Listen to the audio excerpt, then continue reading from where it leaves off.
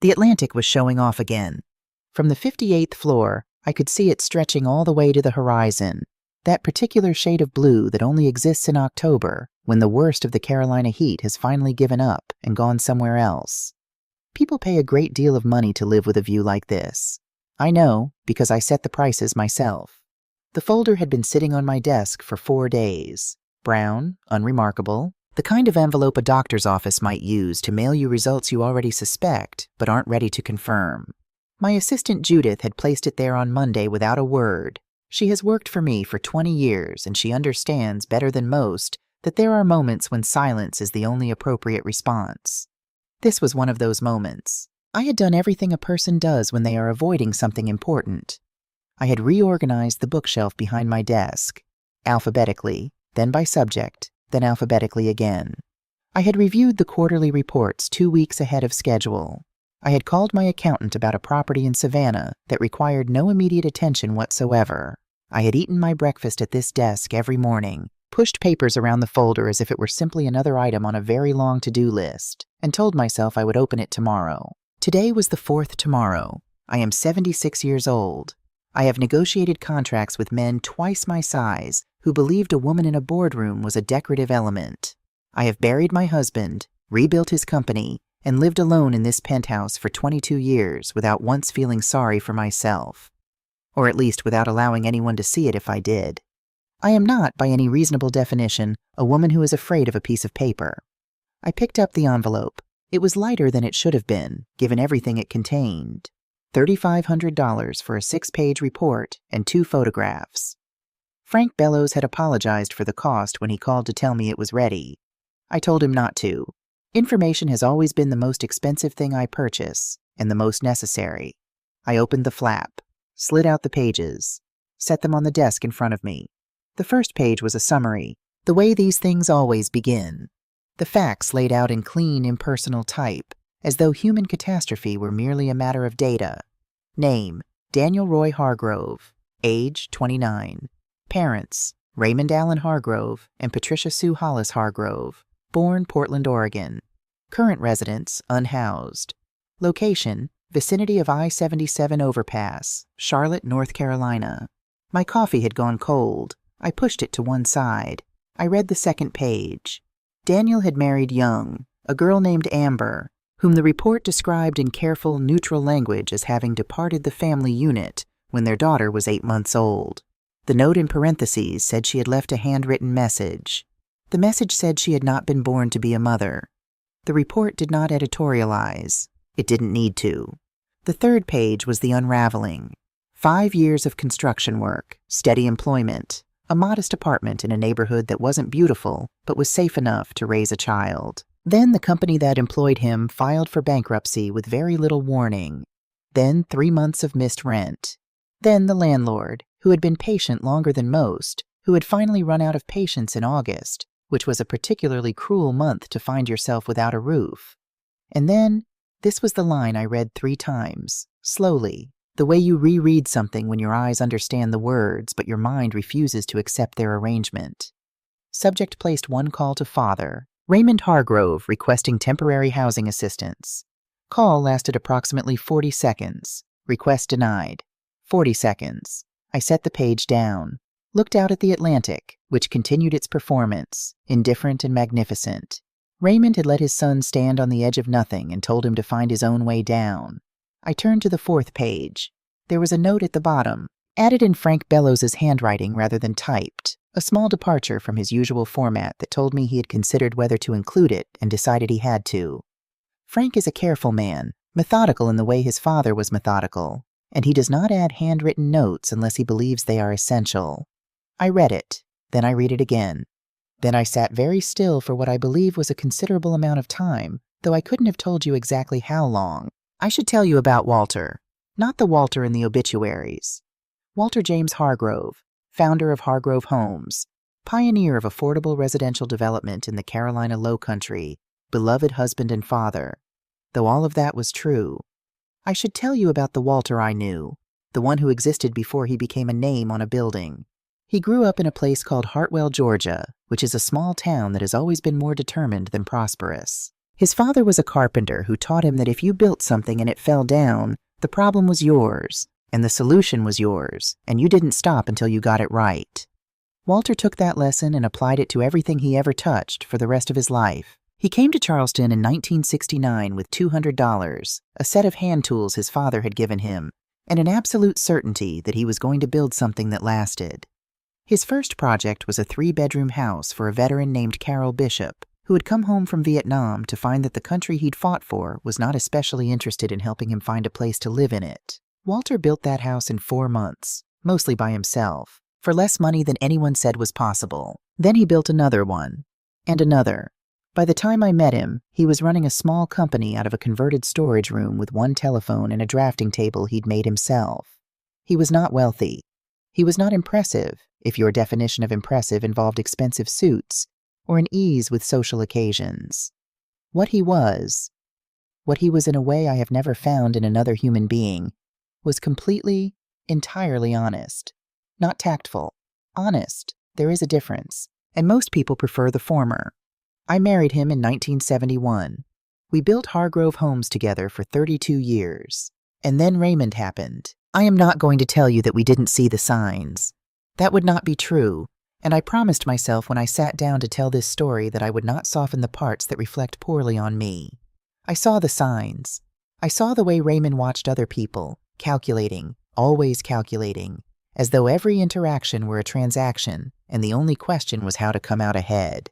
I saw the way he charmed his father effortlessly, the way Walter's face lit up when Raymond walked into a room, and I saw, though I did not say it aloud, not once, God help me, that Raymond had understood from a very early age that his father's love was the most valuable thing in the house, and that it cost him nothing to exploit it. I told myself it was normal. I told myself boys were complicated and marriages were complicated and families were complicated, and that the tension I felt when Raymond looked at me a certain way across the dinner table was my own anxiety, my own failing, nothing to be concerned about.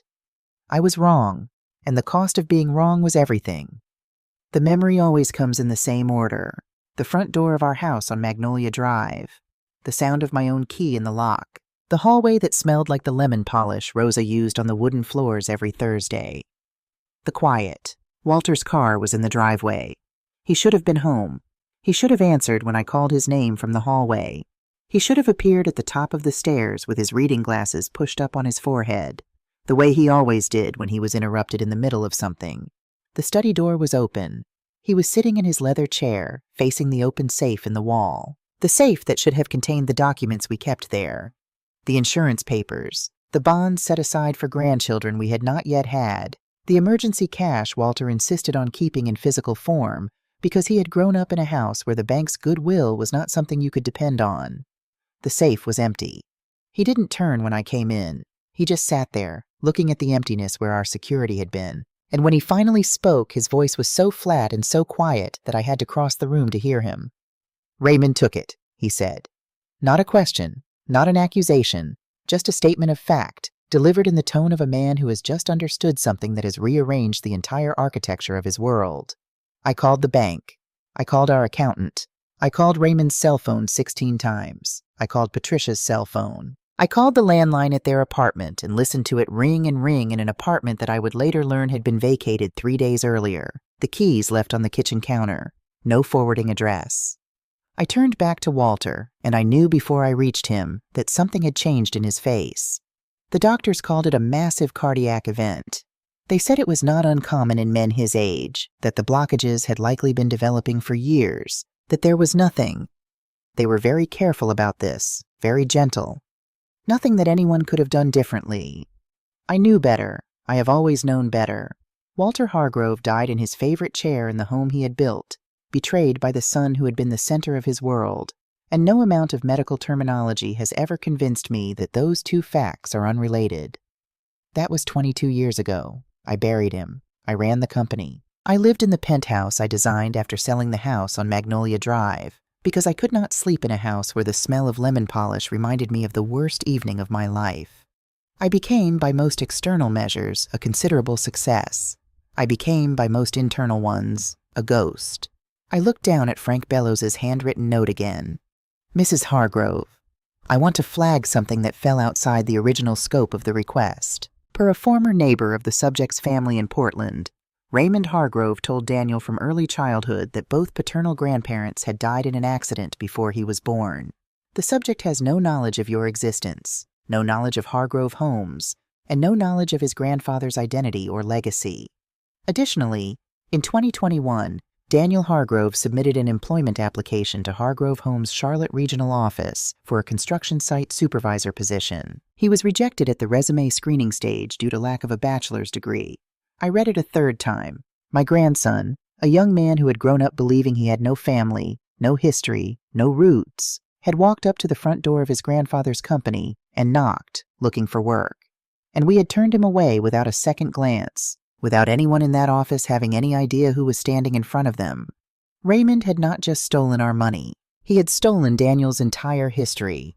He had erased Walter from his own grandson's life as completely and deliberately as he had emptied that safe, and then he had watched from whatever comfortable distance he'd arranged for himself, while his son grew up believing he came from nowhere. The 5th page of the report was a photograph. A man, thin, dark-haired, hunched against a concrete pillar under a highway overpass. One arm was wrapped around a bundle pressed against his chest, a bundle too small to be anything other than a very young child. A tiny hand was visible at the edge of the fabric, reaching upward toward the man's face. The hand was the size of a persimmon. I set the photograph down carefully, as though it might be damaged by the pressure of my fingers. I sat for a moment longer. The Atlantic continued its performance. 60 stories below, people moved along the sidewalks, very small and very purposeful, living their complicated lives. Then I pressed the intercom button on my desk phone. "Judith?" "Yes, Mrs. Hargrove." "Get the jet ready. Call Carl in Charlotte and tell him I'll need the car tomorrow morning, and pack my bag for at least a week. Weather appropriate for North Carolina this time of year." A pause. Judith has worked for me for 20 years. She knows better than to ask unnecessary questions, but she is also, underneath her professional composure, a woman with a good heart, and occasionally her good heart overrides her professional composure. "Will anyone be traveling with you?" "No, this is personal." "Of course. Is there anything else you need tonight?" I looked at the photograph one more time, the tiny hand reaching upward. The man's arm curled around his daughter with the particular fierceness of someone who has nothing left to protect except this one thing, and is going to protect it with everything he has. "No," I said. "That will be all." That night, I did something I hadn't done in many years. I went into the room at the end of the hall, the one I keep locked, not with a key, but with the simple discipline of not turning the handle, and I opened it. Walter's study, exactly as it was. I hadn't changed anything after the move. I'd had the furniture brought here, arranged the same way, the drafting table against the east wall, the bookshelves that he'd built himself lining the north wall from floor to ceiling, the leather chair facing the window. I told myself I kept it this way for practical reasons, that the drafting table was useful for reviewing blueprints, that the bookshelves held reference materials I consulted occasionally. That was not the real reason, and I had always known it. I sat in the leather chair. From my jacket pocket, I took out the photograph Frank Bellows had included, the second photograph, the one I hadn't mentioned yet, because I wasn't ready to. Walter had commissioned it himself from a photographer he liked, sometime in the early 1990s. I knew this photograph. I had a copy of it in an album somewhere.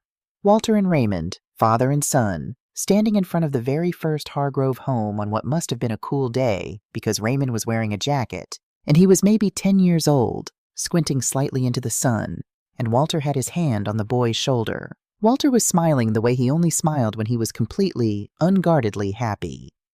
Frank had found this photograph among the items in Raymond's old storage unit in Portland, sold at auction after Raymond stopped paying the rental fees. Someone had bought the contents, found the photograph among them, and, for reasons that spoke well of human nature, had contacted Bellows Investigations after seeing the inquiry posted in a genealogy forum. Daniel had been carrying a copy of this photograph in his wallet.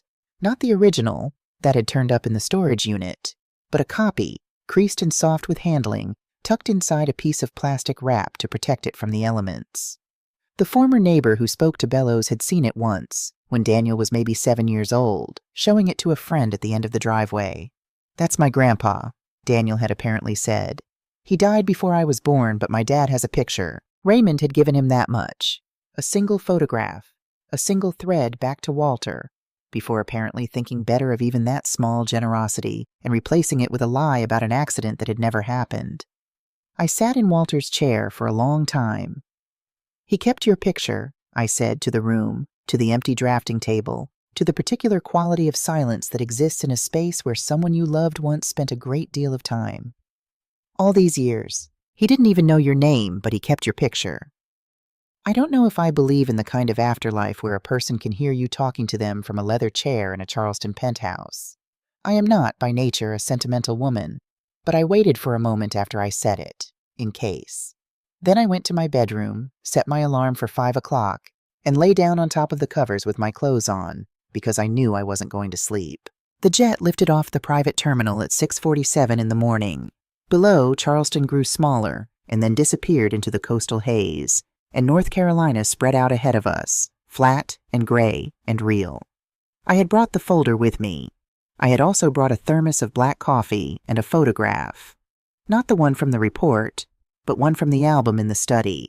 Walter at 28, kneeling on a roof beam with a hammer in his hand and a grin that took up half his face, looking like a man who had just figured out exactly what he was supposed to do with his life.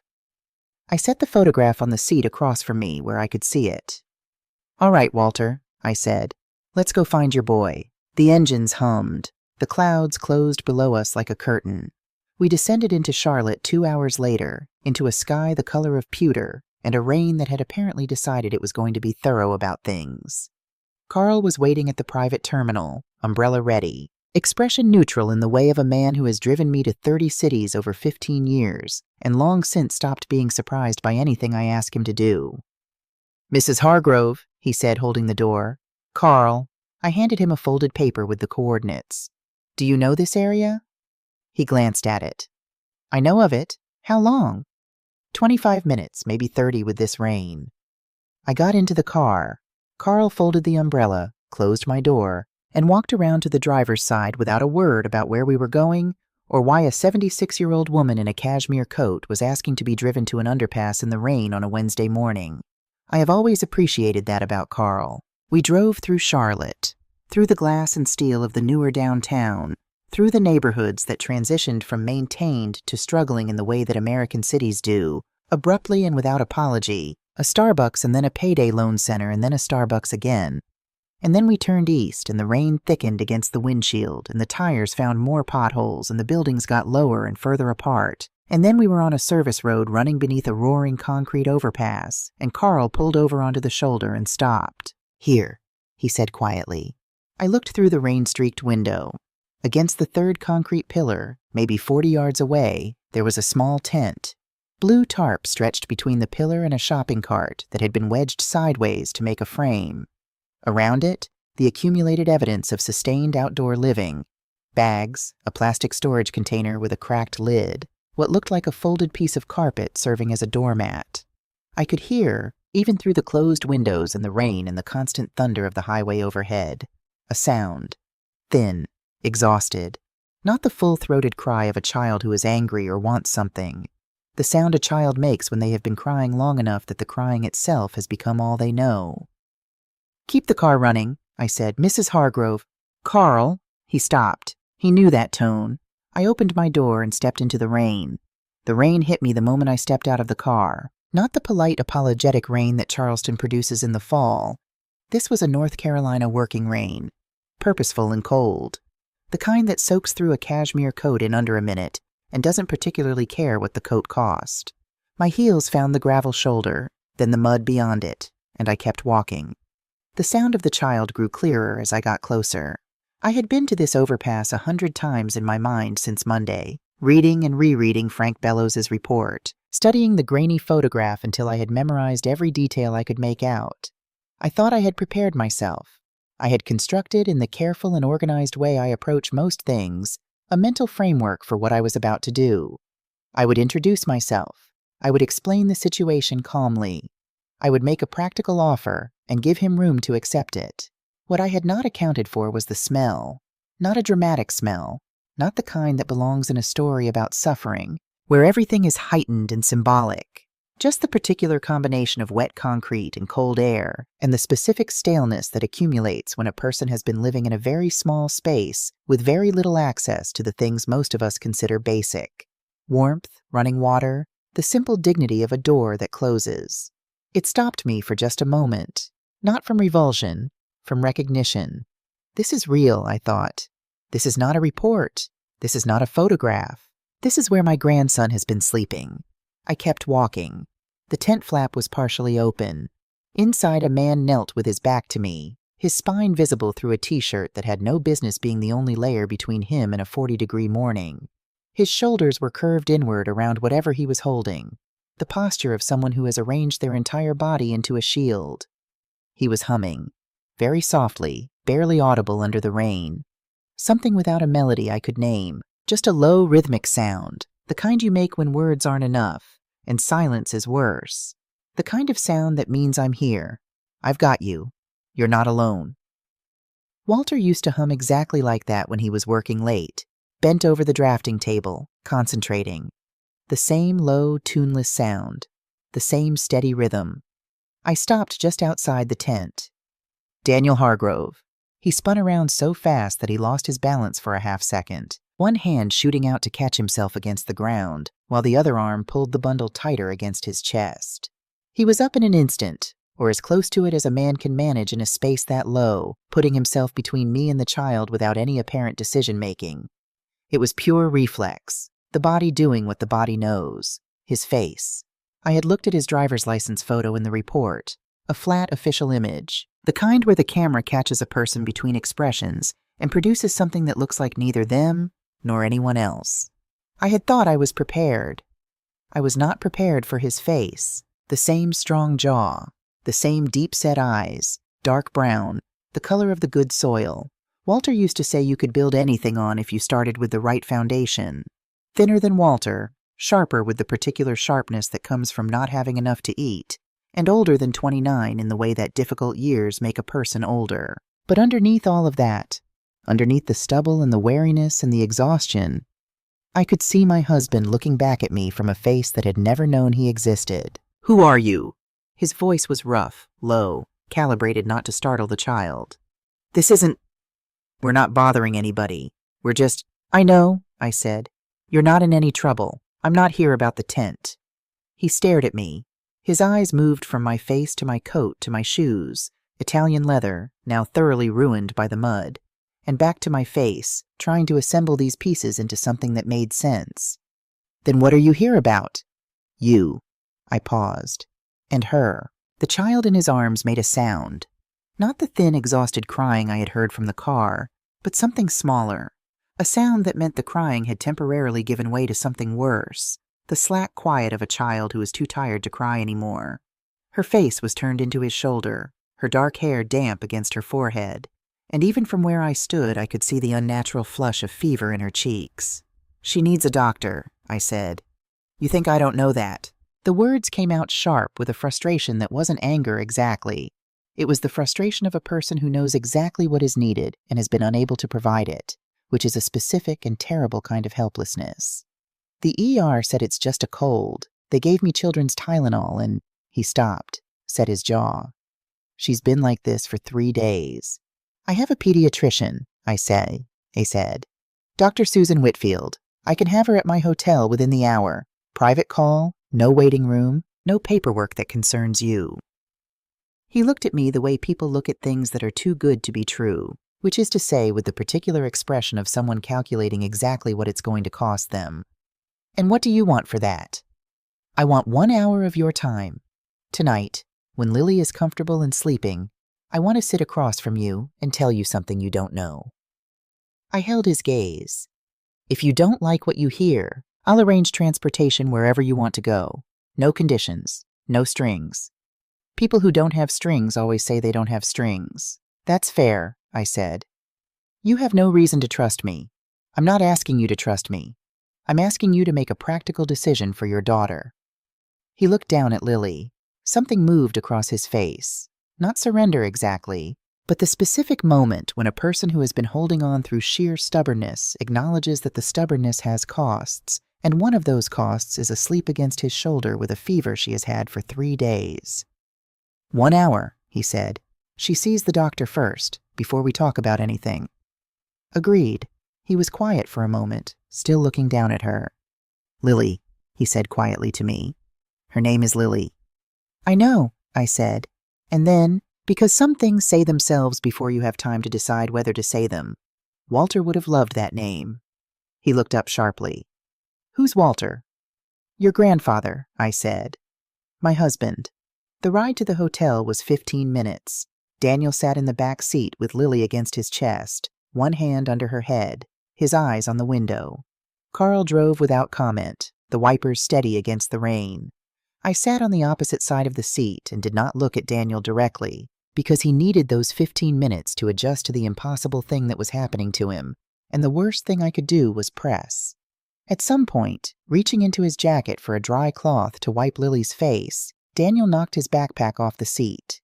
It fell open when it hit the floor, and several things spilled out. A rolled-up pair of socks, a small zippered bag, a photograph in a piece of plastic wrap.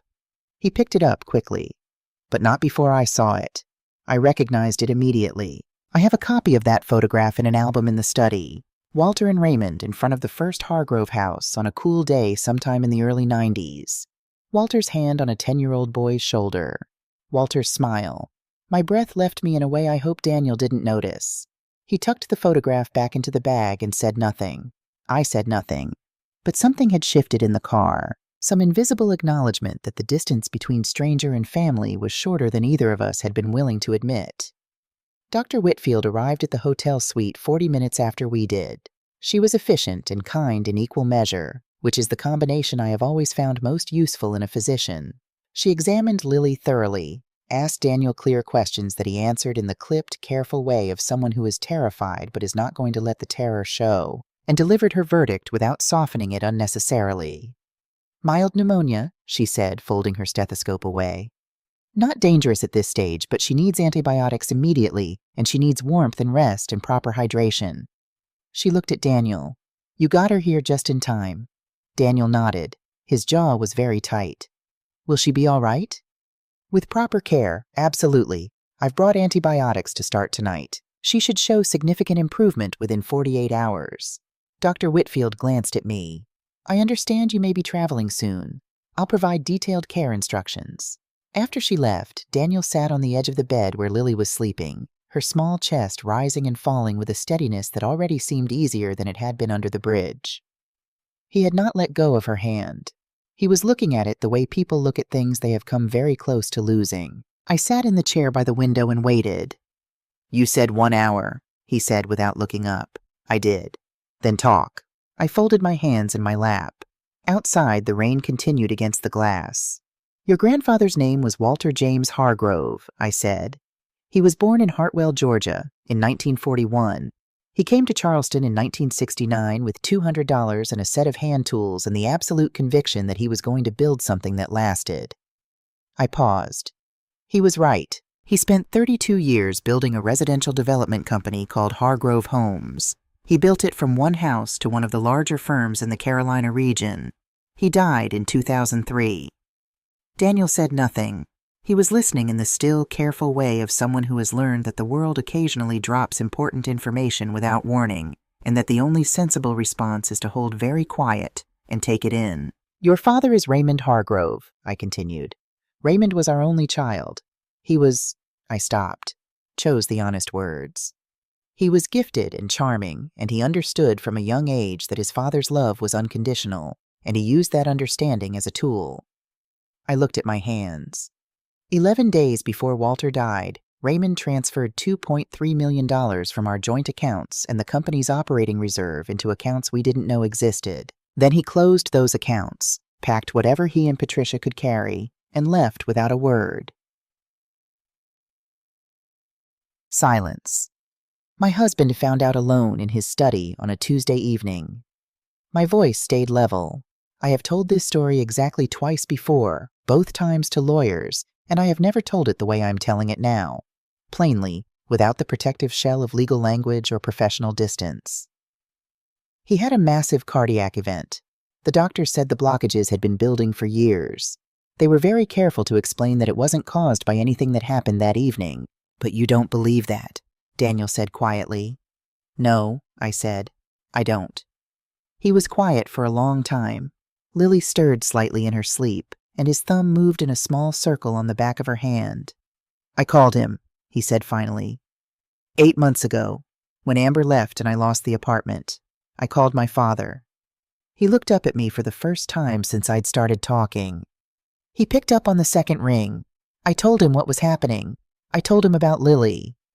A pause. He said, "You made your choices. Don't call this number again." And he hung up. The room was very quiet. I know, I said. You knew he did that? I knew he was capable of it. I met his eyes. I didn't know you existed until 4 days ago, Daniel. If I had known... I stopped. Started again. I hired an investigator 3 weeks ago because something woke me at 3 in the morning and wouldn't let me sleep. I don't know what to call that. I don't know if it means anything. But I want you to know that the moment I opened that report, I was on a plane. He studied my face for a long moment. Frank Bellows noted something else in his report, I said. Something I want you to hear from me rather than reading it yourself. I kept my voice steady. Your father told you that both your paternal grandparents died in an accident before you were born. Yes. That was a lie. Walter knew you existed. I watched something shift behind his eyes. He found out through his own channels, sometime when you were young. He tried to make contact. He sent a letter to your address in Portland. I paused. A letter with a photograph inside it. Daniel went completely still. There was a note in Frank's report, I said carefully, from a neighbor who remembered seeing you with the photograph when you were about 7. You told her friend that your grandfather had given it to you. I looked at him. You said he'd died before you were born, which is what Raymond told you. Daniel's hand had stopped moving on Lily's. He was staring at a point somewhere past my shoulder. I kept it, he said, very quietly, almost to himself. When my dad found the envelope, he took it away, but I'd already taken the photo out. I hid it in my sock. A short silence. I've had it since I was 7 years old, and I never even knew his name. The room held its breath. I opened my bag. I took out the envelope I had brought from Charleston, the one Judith had found in Walter's personal safe when I asked her to open it before I left, the one I hadn't been sure I was ready to show him yet. I placed it on the bed beside his hand. Walter wrote you a letter, I said. He never sent it because Raymond kept moving, and Walter died before he could find the right address. I stood up. I'll give you some time. Wait. His voice stopped me at the door. He was looking at the envelope. Why are you doing this? All of this.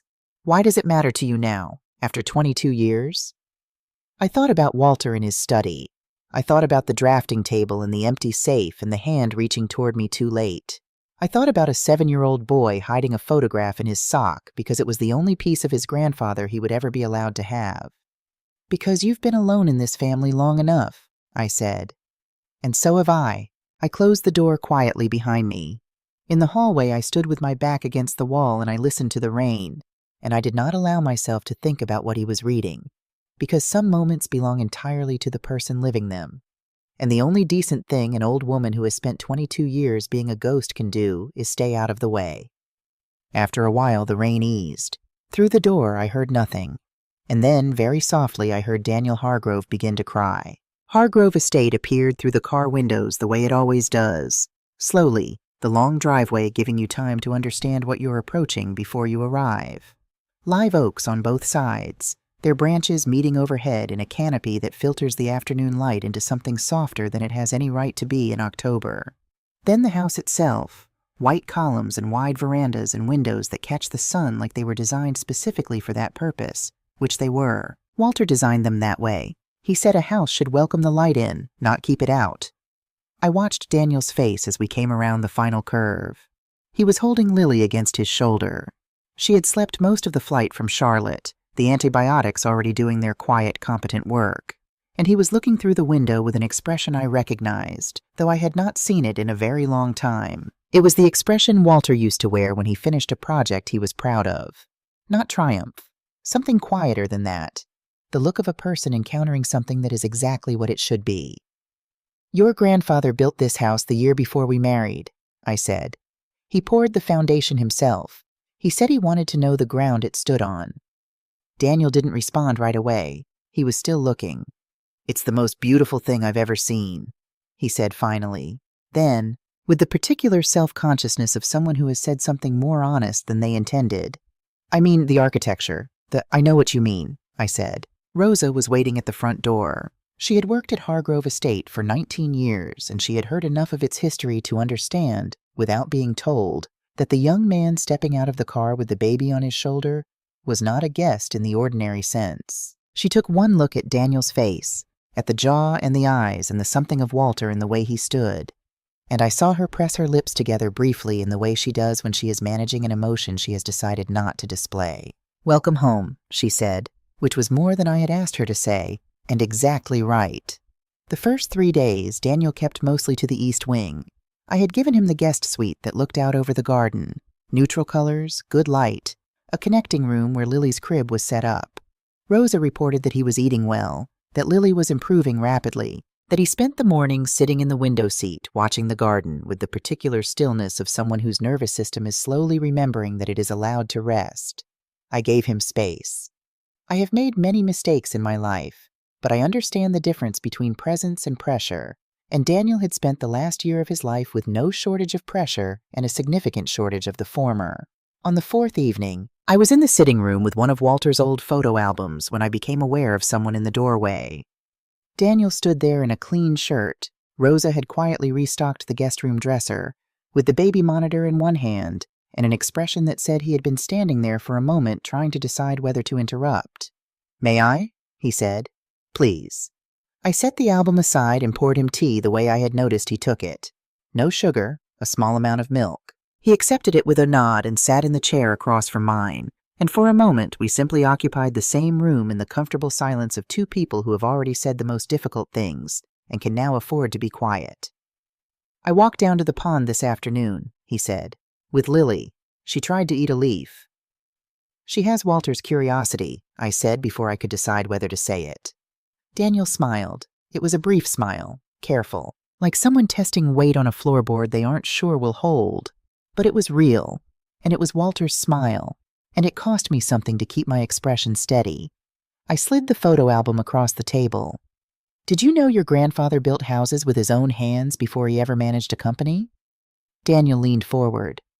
"My father never talked about him, about either of you." I opened the album to the photograph I had always loved most. Walter at 28, kneeling on a roof beam with a hammer and that enormous uncomplicated grin, looking like a man who has just discovered exactly what he is supposed to do with his life. He grew up poor. His father was a carpenter who taught him the trade and taught him something more important than the trade. That if you built something and it fell down, the problem was yours to fix, and you didn't stop until you got it right. Daniel studied the photograph. His fingers hovered just above the surface of the page, not quite touching. "He looks happy," he said. He was happiest when he was making something. I turned the page. A row of modest houses on a flat street, each one identical and solid and plain. These were the first Hargrove properties. Nothing grand, but Walter used to say, "We don't build houses. We build the place where a family feels safe." He said it so often it became the company's founding statement. I paused. He believed it completely. That was the thing about Walter. He never said anything he didn't believe completely. Daniel was quiet for a moment. "Is that why you came to find us?" he asked. "Because of what he believed?" I considered the question honestly. Partly, and partly because I have been a ghost in my own life for 22 years, and it was time to stop. I looked at him steadily. "Your father took a great deal from this family, Daniel. He took money, and he took Walter's peace of mind, and he took years. I can't get any of that back. But you're here. Lily's here. That's something I can do something about." 6 weeks after Daniel arrived at Hargrove Estate, I made him an offer. We were on the back porch, Lily in her high chair working seriously on a piece of toast, the October morning doing its best impression of a painting. I had been thinking about how to frame it since the 2nd week, and I had decided that the only way to frame it was plainly. "Hargrove Homes has 100 agents who can sell a 4-bedroom house," I said. "What we don't have is enough people who understand what makes it a home." Daniel looked up from helping Lily with her sippy cup. "You've lived without one," I continued. "You know what a family actually needs in a house in a way that no business school teaches and no amount of market research captures." I set my coffee cup down. "There's an entry-level project assistant position open. The salary is market rate. You would start at the bottom, same as everyone else.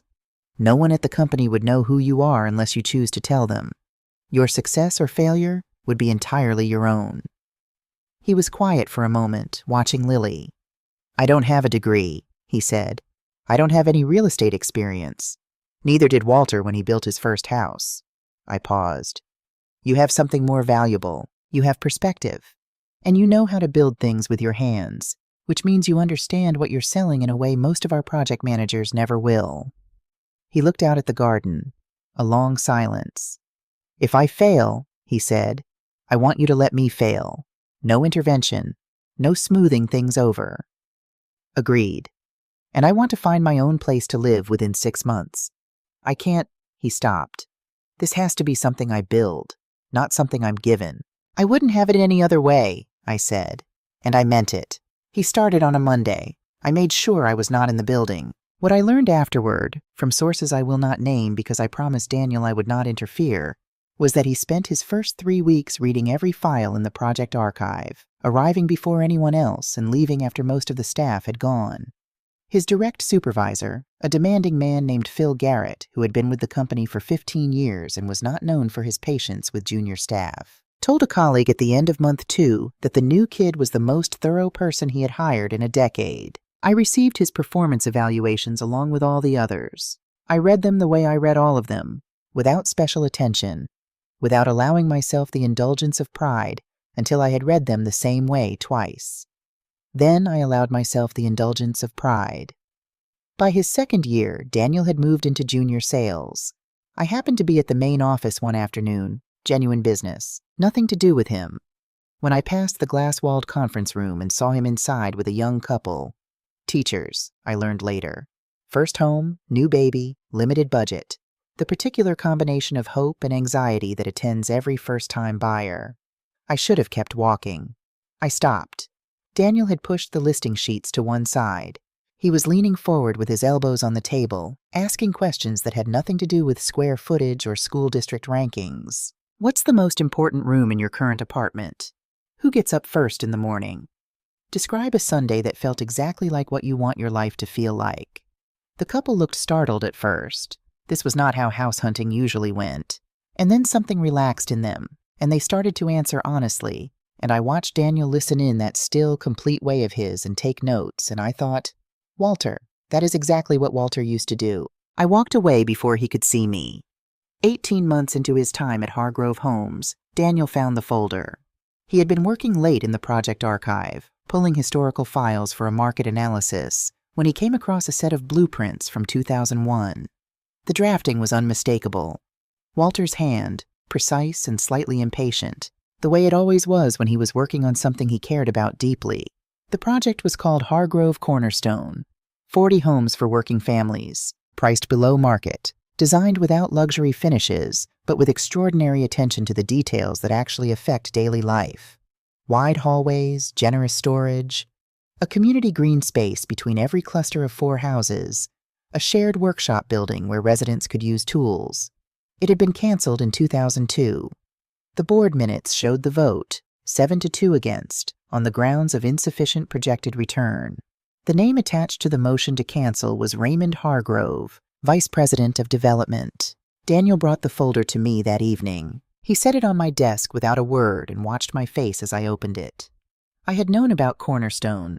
I had been there when Walter presented it to the board, had watched Raymond argue methodically against it, had assumed at the time that Raymond's objections were simply the cold calculations of a businessman who had not inherited his father's idealism. I had not understood until this moment, looking at Daniel's face across my desk, that Raymond had known exactly what he was doing, that canceling Walter's most personal project had been part of the same deliberate dismantling that ended with an empty safe and a man dying alone in his study.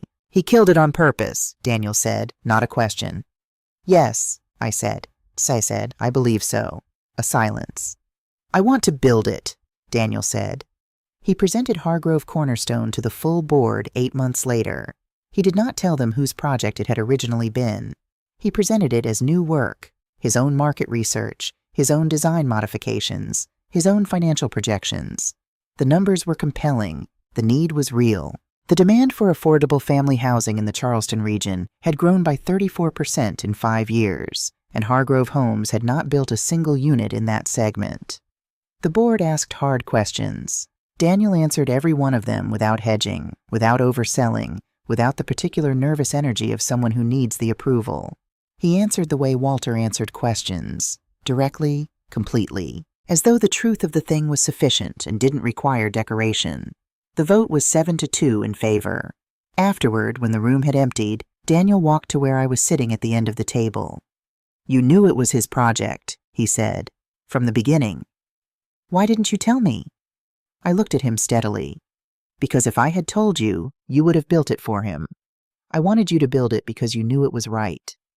I paused. "There's a difference." Walter always said there was a difference. Daniel stood there for a moment.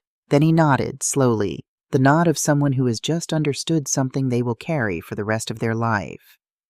The morning before the Cornerstone groundbreaking, Judith's voice came through my intercom with a careful neutrality that told me, before she said a word, that something had happened.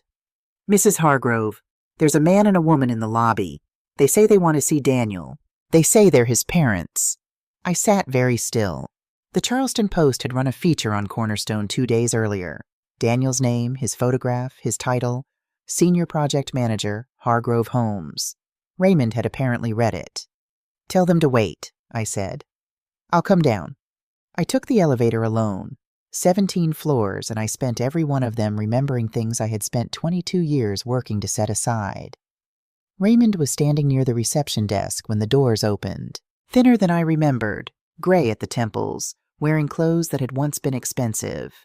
Patricia stood slightly behind him, her chin up in the way of someone who has decided that dignity is a performance, and they are going to perform it regardless of the audience. Raymond turned when he heard the elevator. His face did the thing faces do when they encounter something they were not prepared for, a rapid, involuntary recalibration, the mask slipping and then being hurriedly replaced. "Mother," he said. "Raymond." A silence that contained 22 years of things neither of us was going to say in a hotel lobby. "We saw the article," Patricia said, filling the silence with the brisk efficiency of a woman who has long been in the habit of managing uncomfortable situations. "We thought it was time to—" "I know why you're here," I said. Raymond's expression shifted towards something that might, in another person, have been shame. "We just want to see him. He's our son. Whatever happened between you and me, happened between you and your father," I said. "And your father is dead." The lobby was quiet. The young woman at the reception desk had found something urgent to look at on her computer screen.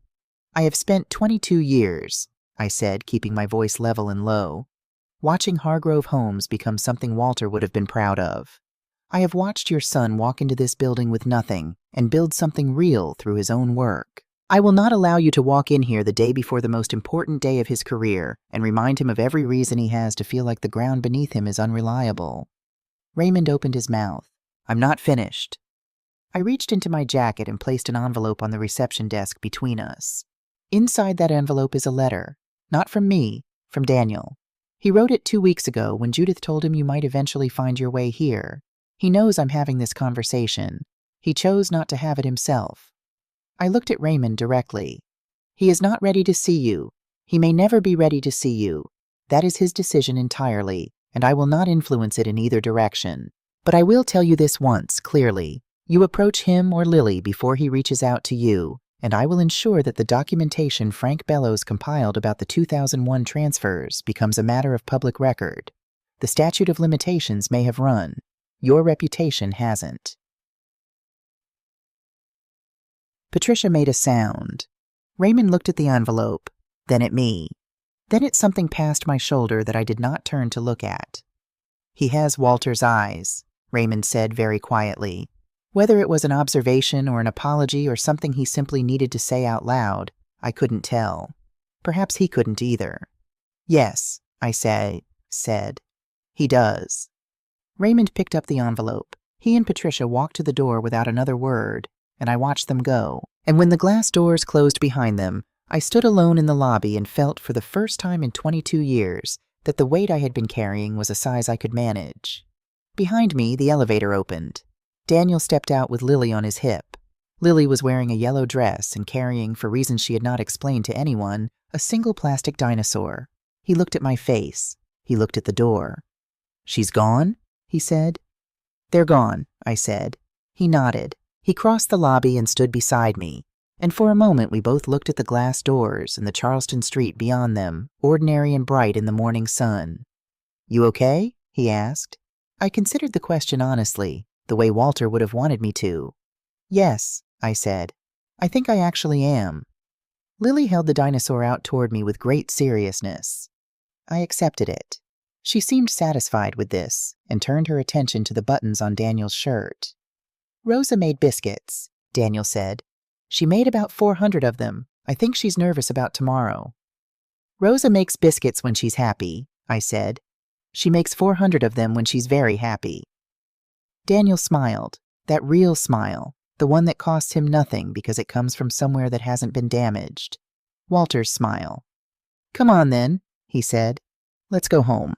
The Hargrove Cornerstone groundbreaking happened on a Tuesday in November, which is the best kind of day in Charleston. Cool and clear, the sky the particular hard blue that only appears after summer has fully given up. The first family to break ground was a woman named Beverly Patterson, a nurse who had raised 2 sons alone after her husband left, who had been on a housing wait list for 3 years. She stood in front of the lot where her house would be built, and she cried without any apparent embarrassment. And her older son, maybe 14, already taller than she was, put his arm around her and also cried, and pretended he wasn't. Daniel shook their hands, said the same thing he had said to every family at every groundbreaking since. "This is your home. We'll build it like it is." I stood at the back of the small crowd. I had brought Walter's photograph, the one from the roof beam, the hammer and the grin. I did not show it to anyone. I simply held it, in my coat pocket, my thumb against the edge of the frame. There, I thought. There it is, what you started. Lily found me at the back of the crowd the way she always finds me, with the unerring instinct of a 2-year-old who has decided that a particular person belongs to her. She pushed through the legs of several adults without apology and arrived at my side and raised her arms. I picked her up. She settled against my shoulder with the absolute confidence of someone who has never doubted they would be caught, and looked out at the crowd and the flags and the turned earth of the lot where Beverly Patterson's house would be. And then she looked at me with Walter's eyes. "Grandma Ellie," she said, "what are we building?" I looked out at the lot. At Daniel, standing in the November sun, talking with Beverly's son with the easy attentiveness of someone who has finally found the work he was made for. At the flags marking the corners of 40 foundations. At the live oaks along the street, the same kind of trees that lined the driveway of Hargrove Estate, standing the way they had been standing for 100 years, rooted and patient and entirely unconcerned with the things that had tried to cut them down. "Something that lasts," I said. Lily considered this. Then she nodded, with the gravity of someone who has received a satisfactory answer, and put her head down on my shoulder. I held her a little tighter. In my pocket, my thumb rested against the edge of Walter's photograph. The November sun was warm on both our faces. We were home.